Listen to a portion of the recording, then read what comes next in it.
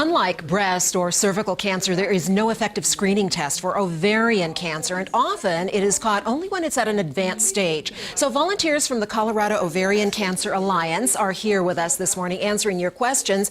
And Dr. Monique Spillman, who is one of the very few gynecologic oncologists in Colorado who works with the University of Colorado Cancer Center and is a board member for Colorado Ovarian Cancer Alliance, joins us as well. We are so delighted to have you here. We've had this planned for some time, Dr. Spillman, but the release of Angelina Jolie's letter in the New York Times today, where she reveals all this very personal information, makes the timing of this call center so very important. It has raised people's awareness, and so we want to jump in there and answer some of their questions. Wonderful. So let's talk a little bit, first of all, about the symptoms of ovarian cancer and the difficulty in diagnosing it, since it can be confused so often with digestive disorders. Yes, the major symptoms of ovarian cancer are problems eating, feeling bloated after eating or not being able to eat as much, and having an increase in your waist size. Also, some ladies do have trouble with their bladder. So if you're having any of those symptoms, you need to talk to your doctor about those. Now, one of the things that Angelina Jolie revealed in her letter is that she is at higher risk of breast cancer, which is why she had the double mastectomy, and ovarian cancer because of a gene mutation. And ovarian cancer, sadly, took her mother's life. Can you talk a little bit about that gene mutation and the connection between breast cancer and ovarian cancer? Yes, I applaud Angelina Jolie for coming out and raising awareness of this. And she self-diagnosed that she was tested for the BRCA gene.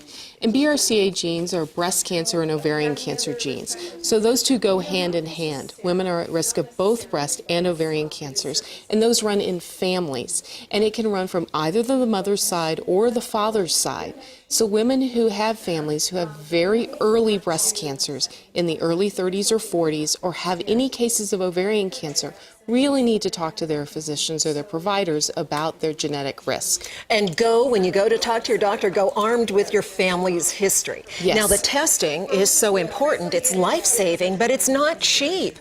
Can anybody have access to that testing? Surely an actress like Angelina Jolie can afford anything to, promote her good health and her wellness. What about the average person? The average person needs to start with their physician. Physicians can be a great advocate for you within this process. Most insurance companies will cover genetic testing if you meet the criteria that you have a lot of family members with young onset breast cancer or with ovarian cancer.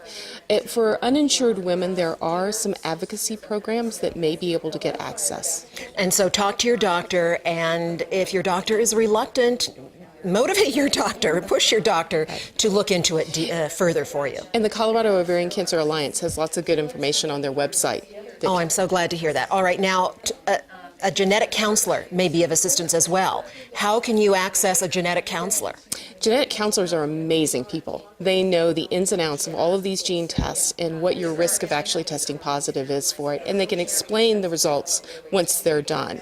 So they are accessible through a lot of the major cancer centers, and we have many excellent genetic counselors here in Colorado. So if a genetic counselor identifies a higher risk, what's next? What are the treatments that a person might consider? So once the actual genetic testing has been done and increases a risk, then that woman would likely be seen in a comprehensive cancer center where her breast and ovarian cancer risk can be assessed. And like Angelina Jolie did, oftentimes a prophylactic mastectomy is required and a prophylactic removal of the ovaries and fallopian tubes. All right, and she has said that she has time to wait for that, and that's usually done at a later age, when a woman is older. When a woman has completed her childbearing, yes. Okay. Now, what is the average risk for a woman for ovarian cancer, and how is it changed by a family history of ovarian cancer? So you have a 1 in 80 chance of getting ovarian cancer just in the population. If you carry a BRCA 1 or 2 mutation, that risk goes to 20 to 40%. Okay. So it's for the individual. Nothing to ignore. You definitely need to pay attention to it. And these volunteers from the Colorado Ovarian Cancer Alliance are there to help. And they do special events such as Jody's Race. Jody's Race is wonderful. It's a wonderful 5K and a 1K run walk. We'd like to encourage everybody to come out and be with our survivors and join this. All of the money raised by Jody's Race stays here in Colorado and helps support both research as well as programs that educate. Wonderful. Dr. Spillman, thanks so much for being here. And Thank the you. phone bank, the call center continues through noon. If you want to register for the race, these volunteers can help you, and they're staying very busy already. Again, the number is 303-832-2557. The call center is open until noon.